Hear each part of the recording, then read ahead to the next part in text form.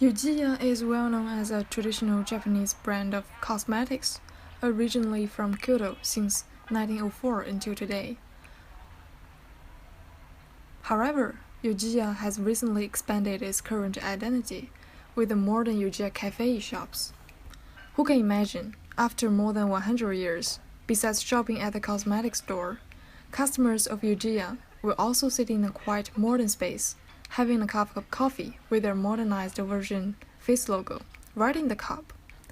This interesting example of how a traditional Japanese brand fits in modern business world with a nice play of legacy opens the door for us to examine how Kyoto, the Asian capital, the current megacity, is experiencing its paradox of the tradition and the modern.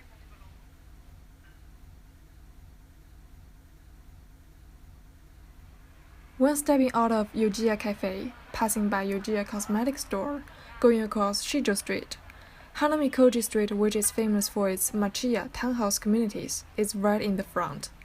Hanamikoji Street is a typical example of living tradition. One is about the Japanese coffee culture. Japan brews up its own unique coffee culture by blending their own traditional styles and foreign culture under the power of modernity. When walking along Hanamikoji Street, many young girls and young couples, mostly tourists, even some Western faces, can be seen to wear the traditional Japanese costumes, yukata. From that we can tell that Japanese traditional culture is even well accepted by the Western minds. Also, the well-preserved machiya, the 2 or 3-story traditional wooden townhouses, still used for culture practices such as appreciating art and holding tea ceremonies after hundreds of years, is another example of how living tradition is respected here. The traditional identity is perfectly mixed within the modern international urban context in Hanamikoji Street.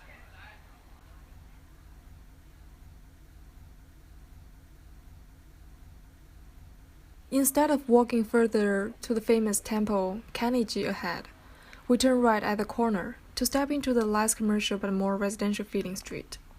In Japan, the state encourages the regulation of the appearance of private properties in historic districts for the assumed benefit of a larger community.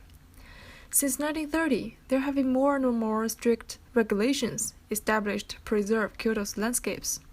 For example, in Kyoto City Landscape Policy Report from UNESCO World Heritage Center, the building design regulation has expanded from the control of shape, material, and color, even into the use of cell phone antennas and solar panel. But the question is, who will pay for the restoration work? Although the government will provide certain financial subsidies, it is the house owners who have to bear most of the high construction expenses. What will happen when the house owners cannot afford it? The poor house owners will have to sell property to rich ones and move out because it's the law. And no one cares where they move to. The government completes gentrification with a form of segregation under the disguise of preservation.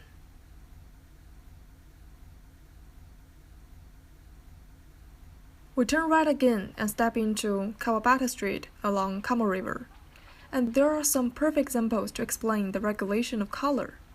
Maybe the grayscale of 7-Eleven logo color is already high enough. There's no distinct change from the original design. However, when it comes to Lawson, whose logo originally has a bright blue and white color pattern, it is not that lucky. It has to change into Kyoto's official brown color. The power of regulation even transcends the logo design taste of international chain brands. But does the authority have the right to regulate the appearance of private properties?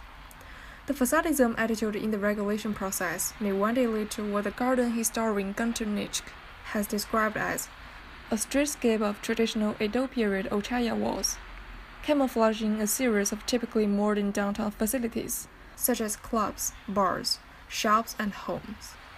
But is it acceptable, or we need to challenge the idea?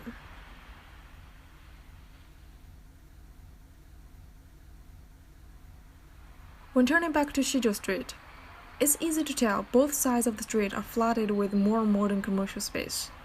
Although the individual buildings have different heights, an endless shelf forms into an infinity colonnade right along the facade, trying to find unity among the diverse stores and shops. Walking through stores by stores, it's interesting to see many modern brands are intentionally designed with a traditional facade or style in general. Tradition has been used as a means of entertainment, as if it was detached from the reality of the past. The search for the past has become an essential part of placemaking in historic districts under this tourism booming context.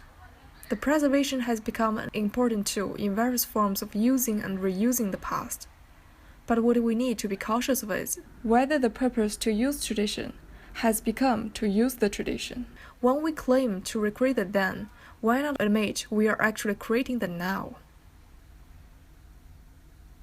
Just as David Lowenthal said, past is a foreign country, and Gion is the perfect example to show that in Kyoto, the city with so much to talk about both the past and the present. Now let me end with a quote from Cherry Wendelken Mortensen's PhD thesis. As a result of the preservation effort, the town's history and traditions have been reinvented to suit the needs of the present, and its material historicity has been compromised in the name of a greater authenticity in the building process.